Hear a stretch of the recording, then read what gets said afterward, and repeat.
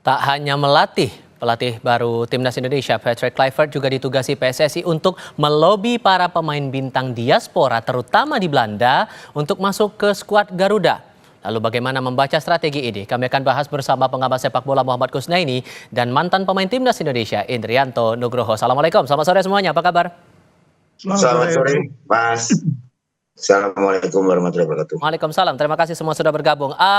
Bungkus, dengan target mengejar kita bisa lolos Piala Dunia 2026, tugas tambahan diberikan kepada Patrick Kluivert, tidak hanya melatih tapi ikut melobi pemain-pemain bintang dari Belanda untuk bisa gabung ke Timnas. Ini apakah Anda rasa tampaknya berbeda dengan periode saat dilatih oleh Shin Tae-yong?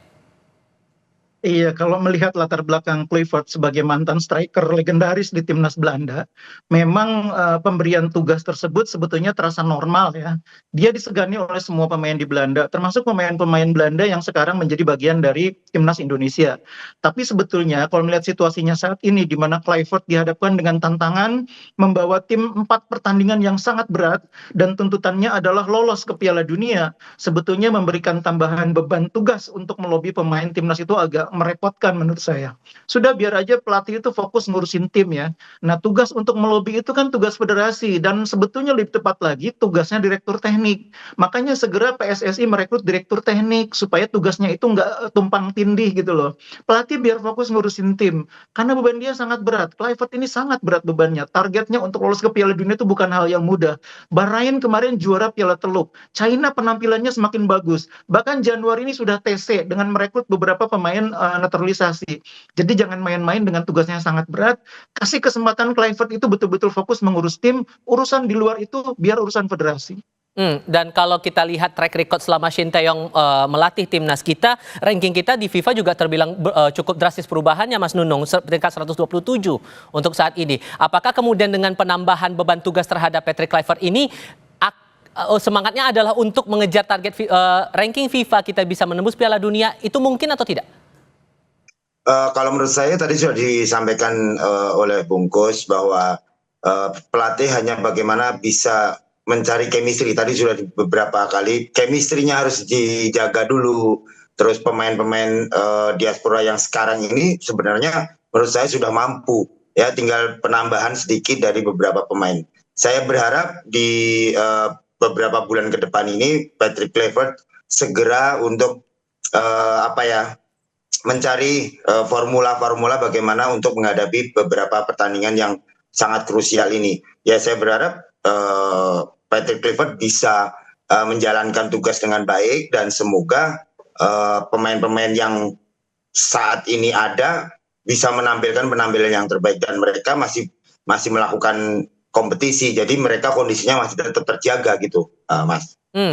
Maka kalaupun terjadi begitu akan ada tambahan pemain naturalisasi untuk timnas kita bertambah lagi, ini kan akan jadi PR untuk menangani dari anggota timnas kita yang berasal dari liga-liga di Indonesia begitu. Apakah nanti akan ada beda perlakuan atau akan ada tantangan untuk menangani dari pemain naturalisasi bersama dengan pemain dari Liga Indonesia? Kita akan jawab itu nanti usai jeda berikut ini.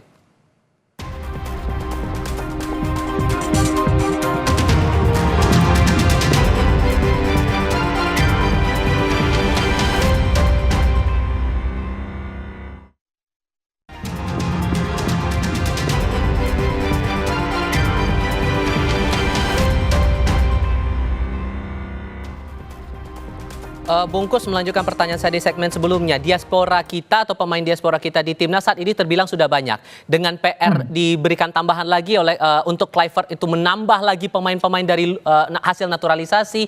Ini sedikit banyak pasti akan bersaing juga dengan pemain-pemain kita yang datangnya dari Liga Indonesia begitu. Apakah ini tidak akan memicu gap nanti di internal timnas sendiri? Ya, pastilah gitu-gitu ada, Mas. Makanya yang penting tuh kan sekarang pelatih fokus lah itu materi pemain yang ada tuh bangun dulu chemistry-nya. Mas Nunung udah bilang bangun chemistry, bangun komunikasi yang baik. Materi udah cukup bagus kok sebetulnya. Kan ketua juga bilang bahwa masalahnya itu kan locker room katanya kurang kondusif. Bukan masalahnya kan bukan materi pemain. Walaupun ada kebutuhan materi ya paling cuma 1 orang striker dan itu kan sudah dalam proses. Jadi udah aja nanti urusan nambah-nambah pemain tuh nanti selesai Piala Dunia kualifikasi nih misalnya kita lolos ke putaran keempat, baru kasih tugas untuk itu. Sekarang fokus aja ke situ. Biar nggak ini nggak kebagi juga tugasnya, bebannya. Oke, kalau menurut Mas Nunung nih dengan waktu yang terbilang cukup singkat 2,5 bulan bagi Patrick Kluivert melatih timnas kita menuju ke lanjutan kualifikasi, sesungguhnya untuk adaptasi pelatih baru untuk timnas itu cukup nggak 2,5 bulan itu atau idealnya berapa lama sih sebetulnya?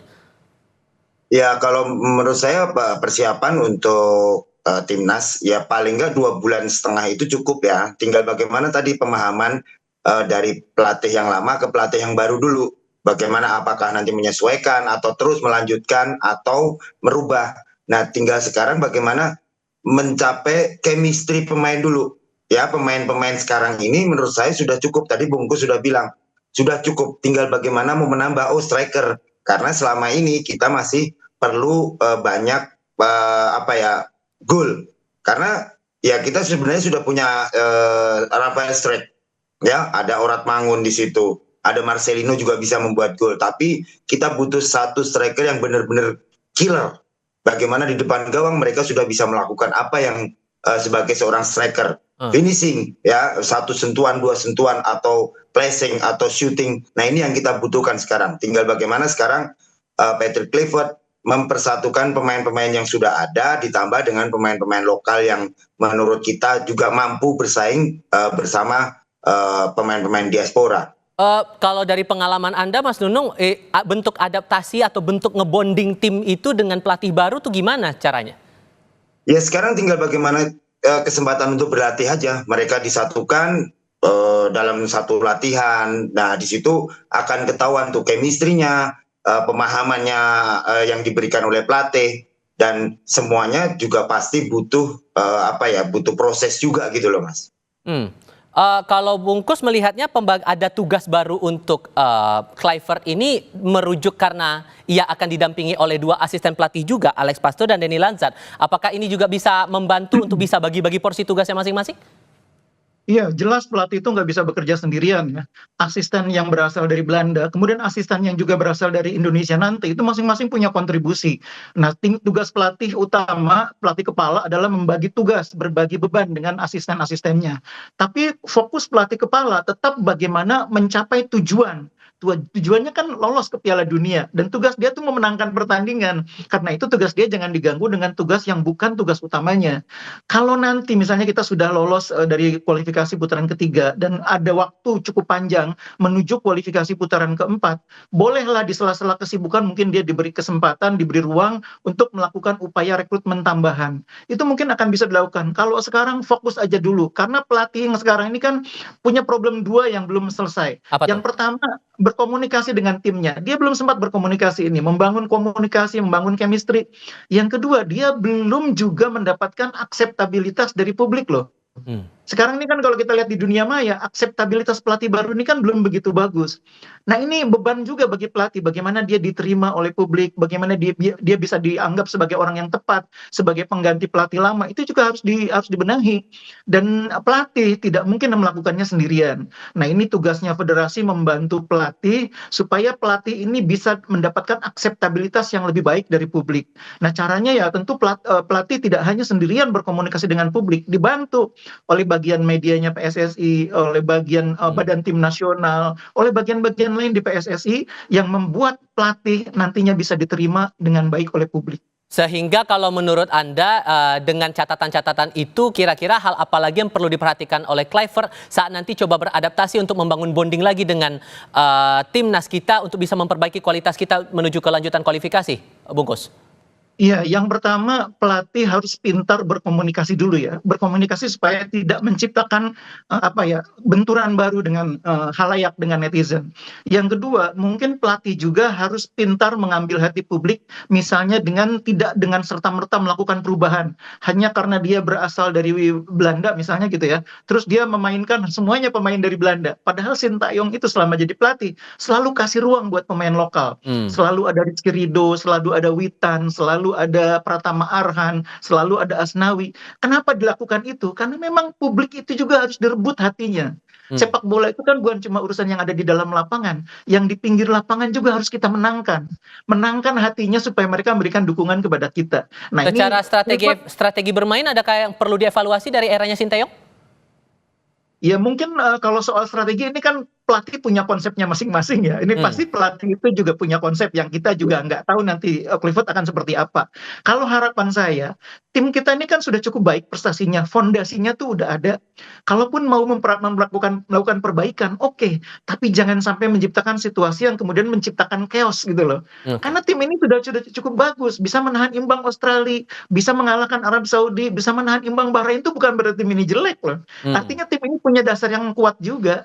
Mas Nunung sependapat dengan itu?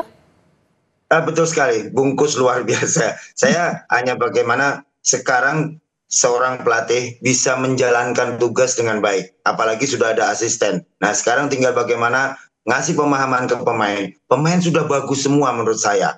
Ya, ada Marcelino, ada Witan, ada Arhan, ada Rizky Ridho. Mereka juga mampu kok sebenarnya. Dan Rizky Ridho pun banyak yang dikatakan bisa bermain sebagai abroad gitu loh. Jadi jangan sampai tadi Bungkus bilang jangan sampai merusak tatanan atau susunan yang sudah dibikin Coach Shin. Dan kita juga terima kasih bahwa Coach Shin memberikan mentality bermain luar biasa kepada pemain-pemain kita. Dan kedepannya semoga Patrick Kluivert bisa melanjutkan apa yang telah dilakukan oleh Coach Shin. Begitu Mas.